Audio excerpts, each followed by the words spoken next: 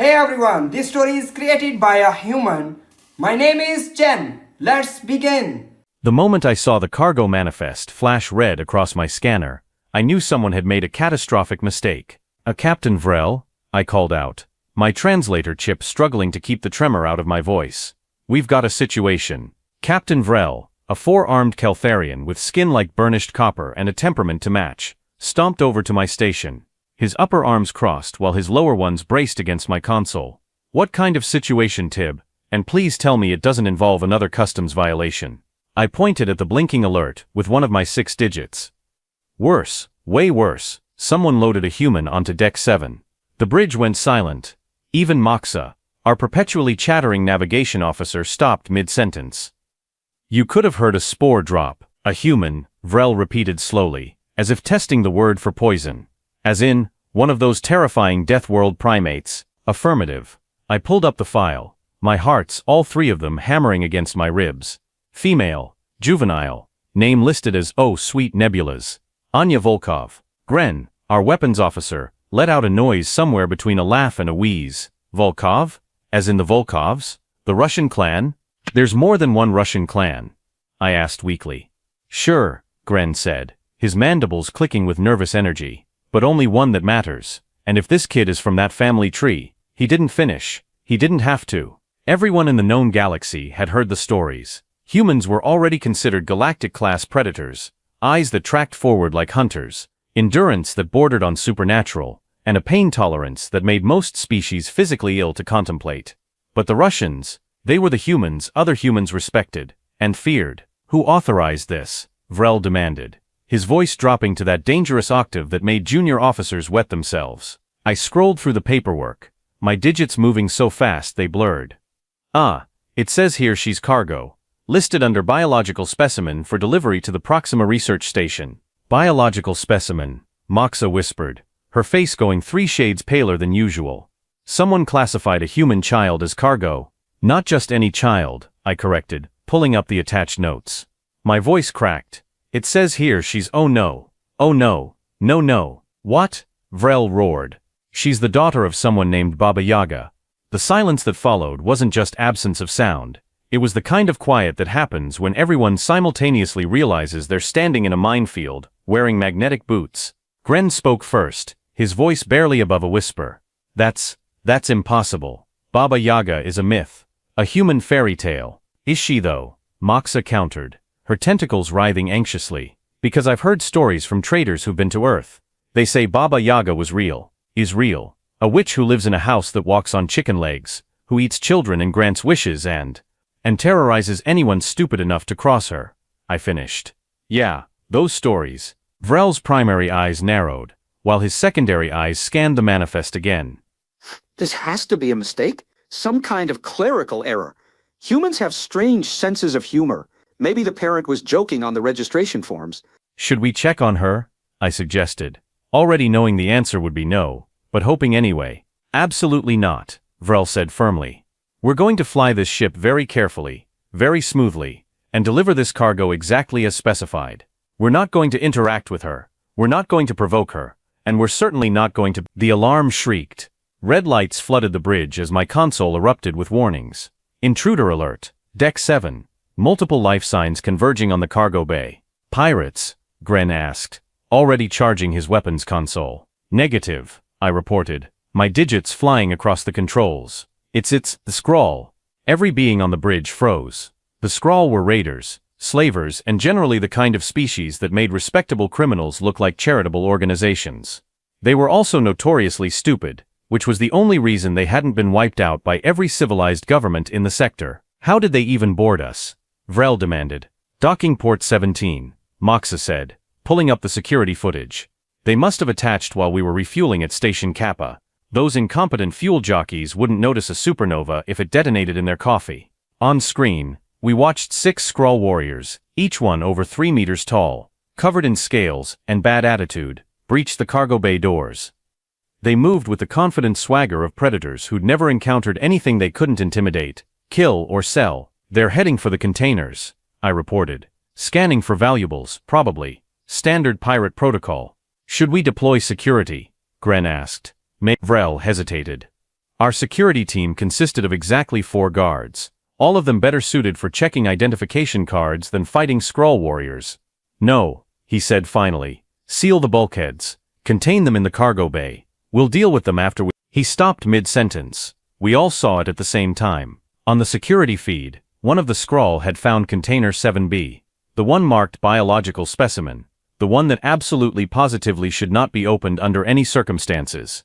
"No," Moxa whispered. "Don't do it." The Skrull did it. The container hissed open. For a moment nothing happened. The raiders leaned in, probably expecting jewels or weapons or some other easy score. Instead, they found a girl. She couldn't have been more than 12 standard years old. Small by human standards, with dark hair pulled into a practical braid, and eyes the color of winter ice. She wore simple clothes, dark pants, a worn jacket, and boots that had seen better decades. She looked at the Skrull. The Skrull looked at her. Then one of them laughed, a harsh grating sound that made my skin crawl, and reached for her. "Oh, this is bad," Gren muttered. "This is so bad." The Skrull grabbed her arm. Anya, because it had to be Anya, who else would it be? Didn't scream, didn't cry, didn't even look particularly surprised. She smiled. It wasn't a nice smile. It was the kind of smile that predators wore right before they stopped playing with their food. Did she just smile at them? I asked, my voice climbing several octaves. "Replay that," Vrel ordered. Slow motion. We watched it again, frame by frame, the Skrull's clawed hand closing around her arm. Anya's expression shifting from neutral to amused. Yes, amused. Like someone had just told her a particularly funny joke. Then she moved. Delighted out her muy time. I've seen combat footage. I've watched training simulations.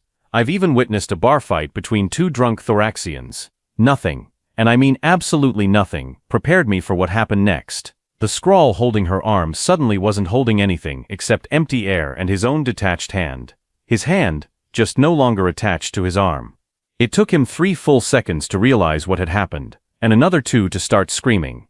Anya was already moving. She ducked under the second raider's swing, her small frame making her impossibly hard to hit, and did something with her elbow that made his knee bend in a direction knees absolutely should not bend. "By the ancients," Moxa breathed. "She's 12. She's a human 12, Gren corrected. "That's like 40 in reasonable species years, maybe 50. That's not how human aging works." "Does it matter?" The third Skrull tried to grab her from behind. Big mistake.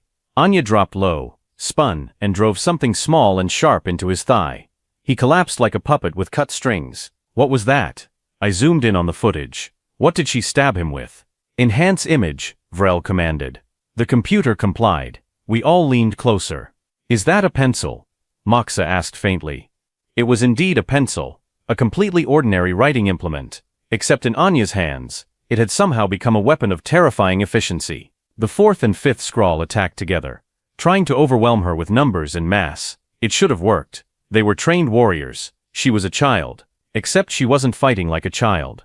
She was fighting like something that had learned combat from someone who lived in a house that walked on chicken legs and ate people who annoyed her. Anya used their own momentum against them, redirecting their attacks with minimal effort and maximum result. One raider crashed into a storage container hard enough to dent the reinforced steel. The other found himself flipped onto his back, with Anya's boot on his throat. "Mercy," the Skrull wheezed. "Please, we didn't know." Anya cocked her head, considering. Then she spoke for the first time, her voice clear enough for the cargo bay sensors to pick up. "You should have read the manifest more carefully." Her accent was thick, rolling the consonants in a way that made every word sound like a threat wrapped in silk.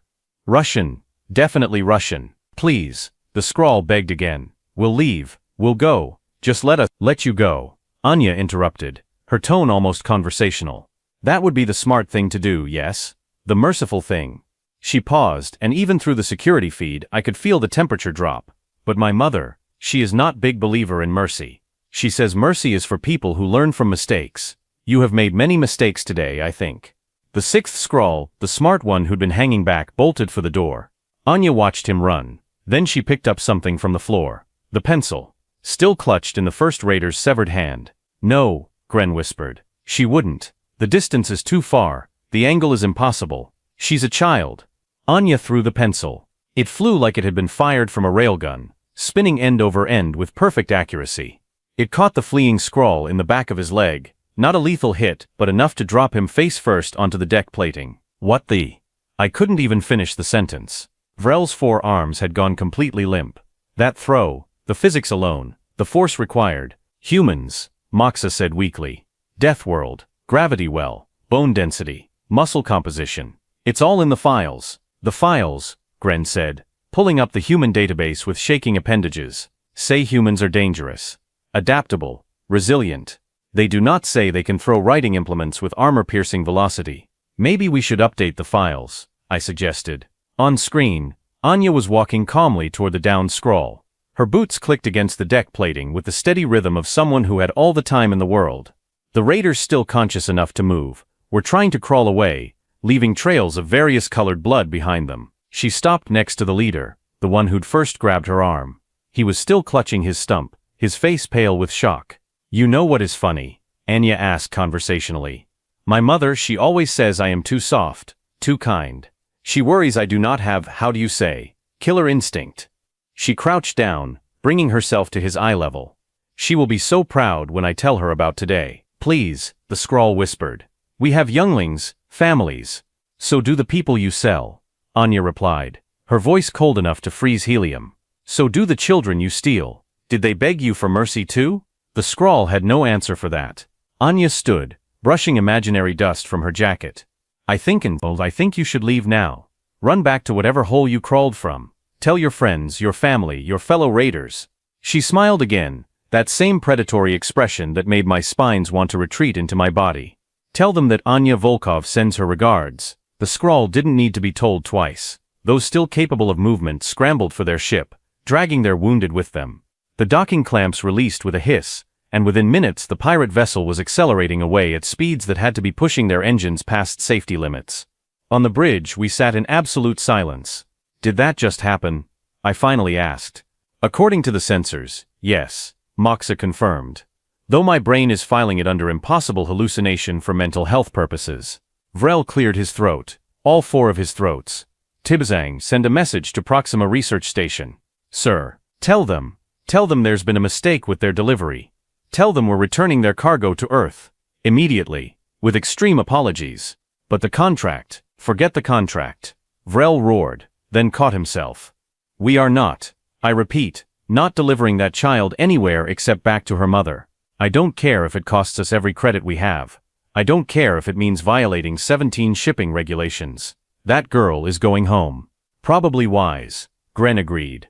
Because if her mother found out we'd caged her daughter like some laboratory specimen. He didn't finish. Again, he didn't have to. My console beeped. New message, from the cargo bay. Against my better judgment, I opened it. The text was simple, typed on what appeared to be a salvaged datapad. Thank you for the accommodation. The container was comfortable enough, though I would appreciate some food when convenient. Also, I have made mess in cargo bay. Sorry about that, I will help clean if you have mop. AV. She wants a mop, Moxa said faintly. She just fought off 6 armed raiders with a pencil, and now she wants to help clean. Russians, Gren muttered. Terrifying and polite. That's somehow worse than just terrifying. Vrel stood, straightening his uniform with all 4 hands. Someone bring her food. Good food, the best we have, and find her proper quarters, not a cargo container. Treat her like visiting royalty. Because she might be, I asked. Because her mother definitely is, Vrel corrected. And because I would very much like to keep all my limbs attached to my body. Fair point. I started composing the message to Proxima Station, trying to find diplomatic words for we're too terrified to complete this delivery. Behind me, I heard Moxa whisper to Gren, you think the stories about Baba Yaga are true? After what we just saw, Gren replied, I think every single one of them is probably understated. On the security feed, Anya had found a seat on one of the undamaged containers. She'd pulled out a book from somewhere, actual paper, like humans still used, and was reading calmly, as if she hadn't just single-handedly defeated a boarding party. Just a girl, reading a book, waiting for dinner, absolutely terrifying. 3 hours after the scrawl incident, which is what we were calling it now, because the time a 12-year-old human girl dismantled 6 armed raiders with office supplies was too long for official reports. I found myself standing outside her new quarters with a tray of food and absolutely no idea what to say. Just knock. Moxa encouraged from behind me. She'd insisted on coming along for moral support, or possibly to witness my death. With Moxa, it was hard to tell. What if she's upset about the whole cargo container thing? I whispered. Then we apologize profusely, and hope she inherited her mother's sense of humor, along with her combat skills. What if Baba Yaga doesn't have a sense of humor? Moxa's tentacles drooped. Then we're already doomed, and it doesn't matter. Encouraging, real encouraging. I knocked. Come in, came the cheerful reply. The door slid open to reveal Anya sitting cross-legged on the bed, still reading her book. She'd changed clothes, someone from laundry had found her something clean, and her hair was damp from a shower. She looked utterly, completely horrifyingly normal. Oh good, food. She set the book aside and smiled at us. A real smile this time, not the predatory one. Somehow that was even more unsettling. I was beginning to think maybe I scared everyone too much. Yes, no, not at all, we were just. I caught myself.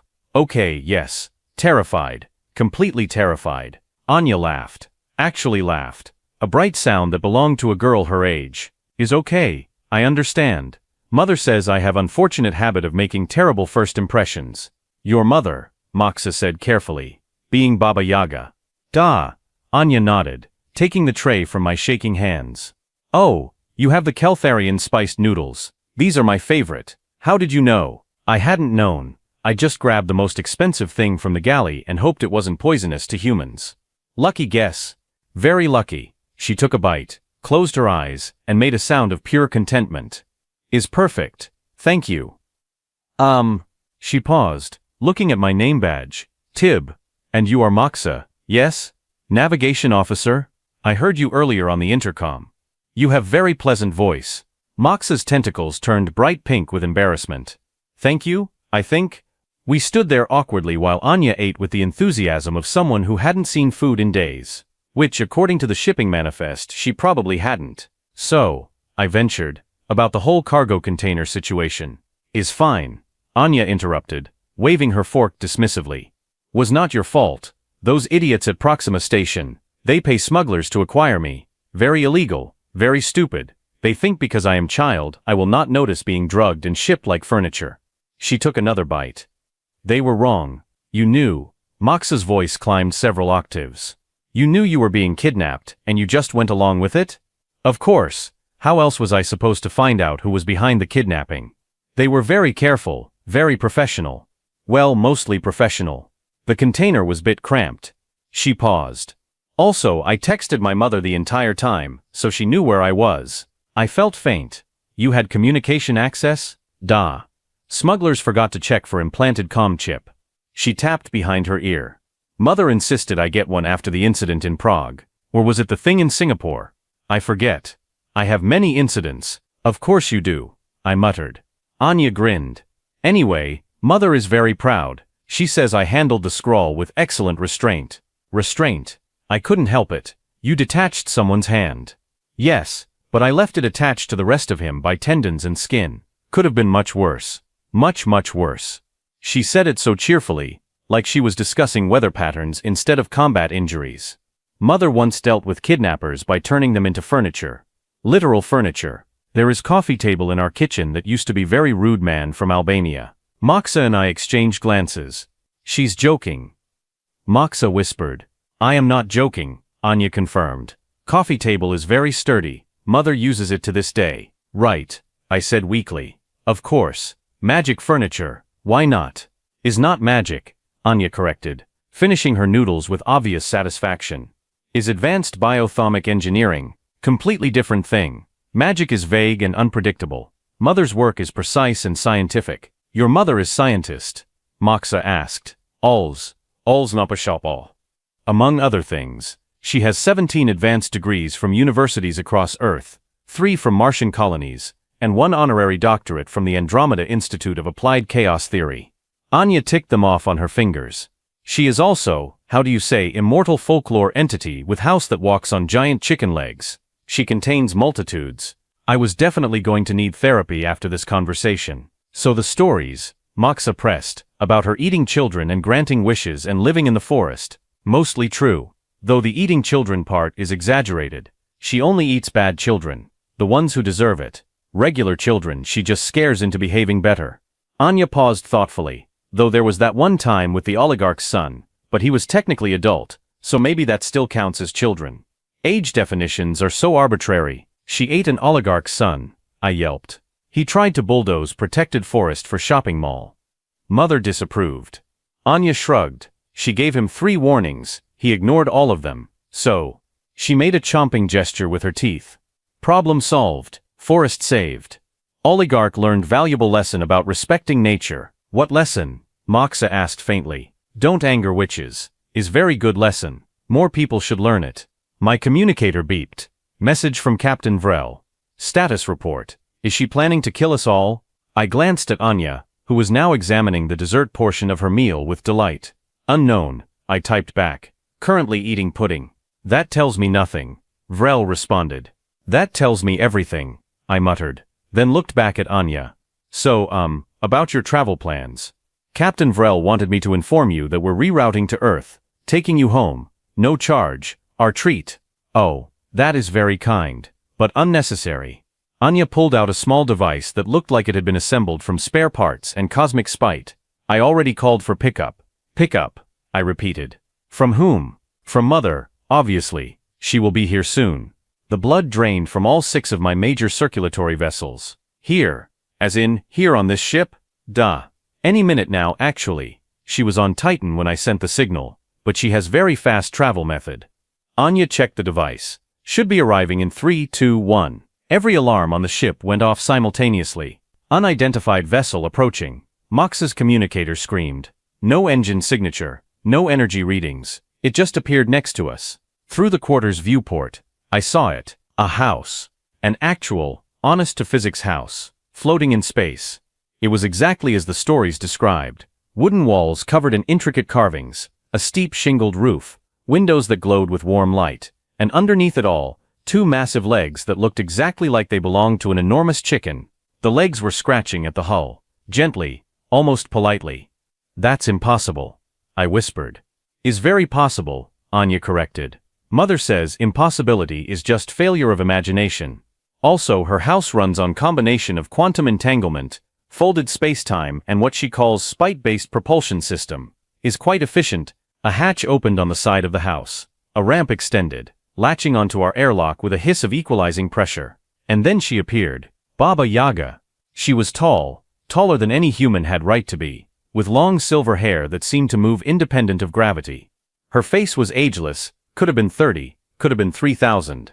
She wore what looked like a combination of traditional Russian folk clothing and modern tactical gear, all of it covered in embroidered runes that hurt to look at directly. But it was her eyes that made my knees weak. They were the same winter ice blue as Anya's, except they held depths that suggested she'd seen civilizations rise and fall, and couldn't be bothered to remember most of them. She stepped onto our ship like she owned it, like she owned the entire sector of space, and was just being polite by not mentioning it. Anya, darling, she said, her voice carrying that same rolling Russian accent, but amplified by something that made the walls vibrate. I see you had adventure. Hi, Mama. Anya bounded over and hugged her. The universe's most terrifying witch caught her daughter and spun her around like this was completely normal. I handled it just like you taught me. Clean, efficient, minimal permanent damage. I saw the footage. Baba Yaga set her down, then looked at me and Moxa. We both tried very hard to remember how breathing worked. The pencil throw was excellent, very creative. But next time, aim for major artery. Why wound when you can kill? Because galactic law has opinions about minors committing murder. Anya suggested. Laws. Baba Yaga waved dismissively. Laws are for people who lack imagination. Then she smiled at us, and it was like staring into a supernova made of ancient power and maternal affection. You are crew of this ship, yes? Yes, ma'am. I managed. You treated my daughter well after unfortunate cargo situation. We gave her food, Moxa blurted out. And quarters. Nice quarters. The best we have. Good. Baba Yaga nodded approvingly. She reached into her coat and pulled out something wrapped in cloth. Then you deserve reward. Here, take. She handed it to me. I unwrapped it with shaking hands. Inside was a small carved wooden box, covered in the same glowing runes as her clothing. Is favor box, Baba Yaga explained. If you ever need help, real help, not trivial thing, you open box and call for me. I will answer. Once, only once, so use wisely. We, thank you, I stammered. Do not thank yet. Having favor from Baba Yaga is both blessing and curse. Use it for something stupid. I will be very disappointed. You do not want to disappoint me. No ma'am, Moxa and I said in unison. Captain Vrel's voice crackled over the intercom. Attention crew, we are experiencing unexplained gravitational anomalies, and what appears to be a house attached to our hull. Can someone please explain? He stopped. Why do I hear chicken noises? Is just house settling in? Baba Yaga called out. We'll detach soon. Tell your captain to relax. Is bad for heart to stress so much. Anya gathered her few belongings, mostly the book and some clothes. Thank you for hospitality, she said to us. Was much better than cargo container. I will remember your kindness. Just doing our jobs, I said weakly. Still, Mother says gratitude is important virtue. She paused. Also she says to tell you that Proxima Research Station will not be problem anymore. What does that mean? Moxa asked. Baba Yaga's smile got wider and sharper. It means their head researcher recently discovered urgent need to change careers, something about waking up as partially transformed into furniture, and deciding that maybe kidnapping human children was poor life choice. He is now studying to become botanical gardener, much safer profession. You turned him into furniture, I said flatly. Only temporarily. He has 6 months to prove he learned lesson. Then I turn him back, probably, if I remember. My memory is not what it used to be. She said this with absolutely no shame whatsoever. Now come, Anya. We have much to discuss, starting with why you thought handling Skrull raiders alone was good idea instead of waiting for backup. But Mama, you always say self-reliance is important. Self-reliance, yes. Recklessness, no. What if they had guns? Real guns, not those pathetic plasma poppers Skrull favor. They walked back toward the house, still arguing in rapid Russian. It sounded like a perfectly normal mother-daughter conversation, except for the parts where one of them casually mentioned death tolls, and the other complained about not being allowed to use experimental curses on kidnappers. At the airlock, Baba Yaga paused and looked back at us. One more thing. Those Skrull who attacked my daughter? They will not bother anyone again. Ever. I have seen to it personally. What did you do to them? I asked before my brain could stop me. Her smile could have frozen stars. Let us just say they are now very popular attraction at Terran Museum of Natural History, in taxidermy section, next to extinct Earth animals. Very educational display. You turned them into museum exhibits. They wanted to be hunters. Yes? Now they are excellent example of what happens to species that picks wrong prey. She shrugged. Is poetic justice. Also brings in good money for museum. Everyone wins. Except Skrull, obviously. The airlock sealed. The house detached with a final affectionate scrape of its chicken legs against our hull. Then, impossibly, it folded itself through space and simply vanished, leaving behind only faint scent of birchwood and old magic. Moxa and I stood there, holding the favor box like it might explode. Did that really happen? She finally asked. According to my memory, yes. According to physics, absolutely not. Captain Vrel's voice returned over the intercom. Much calmer now. Tib Moxa. Report to bridge immediately. We need to file incident report, and I have absolutely no idea how to categorize what just occurred. How about visited by cosmic horror disguised as concerned parent? I suggested. That is disturbingly accurate, Vrel admitted. Also please bring that box to the bridge. We need to store it somewhere very, very safe. We made our way back through the ship, passing crew members who were all muttering about the house they'd seen, or the chicken legs, or the woman who'd made their instruments go haywire, just by existing near them. Gren met us at the bridge entrance. So, Baba Yaga is real. Very real, I confirmed. And she gave you a favor box. Apparently. Can I see it? Absolutely not. I don't trust you not to open it on a dare. That is fair and accurate assessment of my character, Gren admitted. On the bridge, Captain Vrel was staring at the empty space where the house had been. All 4 of his hands were wrapped around a very large mug of something that smelled alcoholic. In my 30 years of commercial shipping, he said slowly, I have dealt with pirates, engine failures, customs disputes, and one very unfortunate incident involving contaminated protein paste. But this, he took a long drink. This is going in my memoir. No one will believe it, but it's going in there anyway. What do we do with the favor box? Moxa asked. Vrel considered. We lock it in the captain's safe. We do not tell anyone about it. We pretend this entire day was collective hallucination. And if anyone asks about the damage to the cargo bay, or the missing Skrull, or the house-shaped scrape marks on our hull, we blame it on navigational error. Sir, that makes no sense. I pointed out. Neither does anything else that happened today, so it fits perfectly. He had a point. I carefully placed the favor box in the safe, watching the runes pulse softly in the darkness before the door sealed shut. Think we'll ever use it? Gren asked. I hope not, Vrel said fervently. Because the kind of situation that would require calling Baba Yaga for help is the kind of situation I never want to experience. Agreed, we all chorused. My console beeped. Message incoming. From Earth. I opened it cautiously. It was from Anya. Thank you again for kindness. Mother says you are good people, and her judgment is usually accurate. Please take care of favor box. You never know when you might need witch who can turn problems into furniture. Stay safe among the stars. AVPS. Mother also says to tell you that she has placed protective ward on your ship. Anyone who tries to harm you or your crew will experience what she calls unfortunate metamorphosis into useful household items. She means well. Probably. We have protective ward from Baba Yaga, Moxa said faintly. Is that good? Gren asked. I have absolutely no idea, Vrel admitted. But I'm choosing to believe it is, because the alternative is too terrifying to contemplate. I looked out the viewport at the endless stars, thinking about houses with chicken legs and girls who fought raiders with pencils, and mothers who turned kidnappers into coffee tables. You know what? I said. I think I'm okay with hauling boring cargo for a while. Very boring cargo, like rocks, or water, or literally anything that doesn't have relatives who can violate causality. Motion seconded. Everyone agreed. Vrel raised his mug. To surviving the impossible, and living to file the paperwork. We all raised our drinks, or in my case my datapad, because I don't drink on duty. To boring cargo, we toasted. Somewhere, in a house that walked on chicken legs through dimensions humans weren't supposed to understand. I like to imagine Baba Yaga was smiling, and her daughter was probably reading her book, completely unconcerned about the chaos she'd left in her wake. Because that's what happens when you try to kidnap a human girl, and don't bother to check whose daughter she is. You learn. Very quickly. Very painfully. And if you're lucky, you only get turned into furniture. If you're unlucky, well, the museum taxidermy section always has room for new exhibits. We set course for our next delivery, leaving Earth and its impossibly dangerous inhabitants behind us.